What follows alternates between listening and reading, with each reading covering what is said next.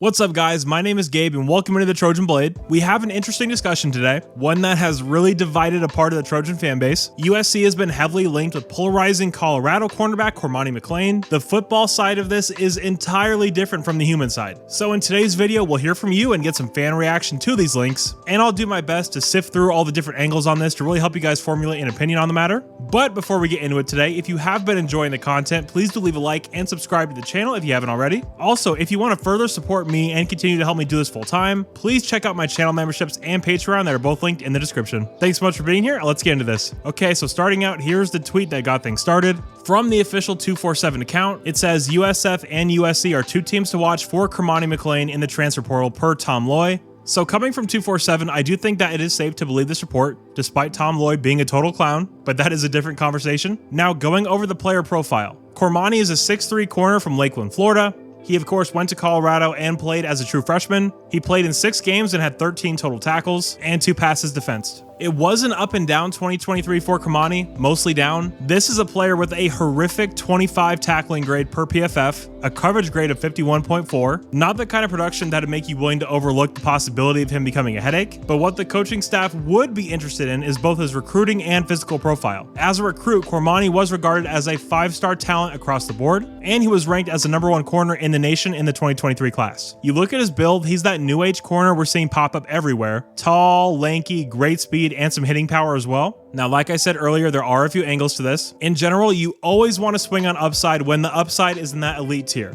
which in this case it is. You'd also have to look at how poorly he played last year and realize that Dion and that whole staff have not proven they can develop anybody. That program is a complete joke, and if we get him in here, we could get him playing the right way. But the biggest part of this is the off the field and character concerns. This is a kid that was very difficult during the recruiting process. This is a kid that, depending on who you believe, was a major issue this last year at Colorado. I don't have an opinion on any of this stuff for the record. I wasn't there. No one has directly confirmed any of this to my knowledge. But the reports, and again, these are reports that came out of Boulder, say that he was frequently late to meetings, was not giving full effort on the field, was not in the film room, was not in the classroom, and was just an overall pain in the ass for the coaching staff. Now, in his defense, what I will say is for as much as Coach Prime talks about respect and class and character, his sons show anything but that. I don't think he practices what he preaches. I think his program is not a good place to send young players, and I think Cormani would have been much better off going to some place he'll actually get direction. A place like Clemson, a place like Notre Dame, a place like USC. While LA isn't the right place for everybody, Lincoln has shown an ability to keep kids out of trouble and doing the right things off the field. So with USC being one of the 2 schools linked with Cormani, the question becomes, is it worth it? Do you take a swing on this guy and try to get him on the right path? Because if you hit, you would be hitting on a future top 10 pick in the NFL draft. If he can reach his full potential, that's where this kid would be at. I asked you guys on Twitter what you think about this whole deal, and let's see what you had to say. My man Founder's Edit says he's a great athlete and just needs support and direction. I think the staff can help with that and turn him into a star. I also have faith in our coaching staff, and if they bring him in, I'm sure they'll have a plan for him. And again, you can't bring him in unless you are completely confident you are going to get him on the right direction. Anthony in LA says, I don't like the fit unless he's willing to work and compete on special teams with a legitimate chance to compete for a bigger role next season. Now, I do agree with this in the sense that this is USC,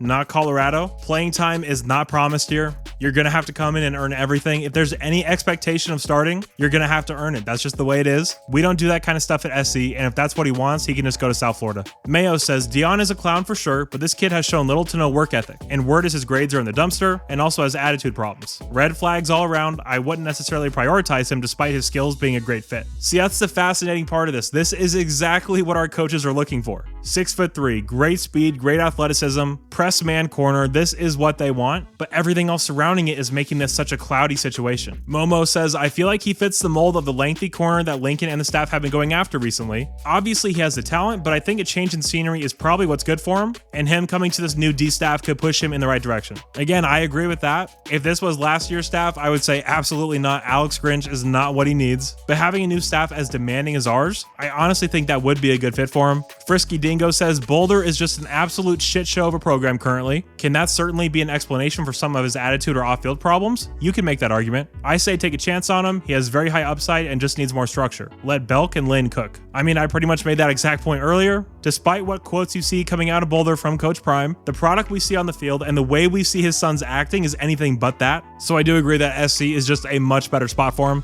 TP Hammock, who's actually an Auburn grad, says not a USC fan, but respect the Trojans program. It seemed like he wasn't fully locked in at Colorado. He has a lot of talent, gotta get him focused and going to meetings and whatnot, and he can become a star. Again, I agree with that. Getting out of Boulder would do him wonders. And finally, KB says, nah, like the guys we have. That's another interesting angle to this. When you look at the corner room, if we need to add anything, I think it would be like a top 10, top 20 kind of corner in the country, just because we don't have that guy. But when you're talking about a project like this, I mean, you have guys like Malachi Crawford. I mean, there's a lot of guys in that corner room. So if we were to add somebody, is adding another project guy really worth it? I get where he's coming from with that. So yeah, a lot of varying opinions on this matter. For me, in terms of the player, I say yes. I think the upside and just talent would be a great addition for any program. But for us specifically, he fits exactly what Danton Lynn and Doug Belk are looking for. But all of the other stuff worries me a great deal. What I will say is that if our coaching staff pulls the trigger and brings him in, I will trust that they have done the appropriate research and feel comfortable that he'll buy into the program. So I don't say no, but I'm not jumping up screaming yes either. But guys, on this one more than ever, I am fascinated to see what you have to say. So many different opinions on this. Please let me know what you think down below in the comments. As soon as this video is live, I will be down there seeing what you guys have to say. If you did happen to enjoy this video, please do leave a like and subscribe to the channel if you haven't already. And guys, thank you so much for all the continued support. You're all awesome. And as always, take care and fight on.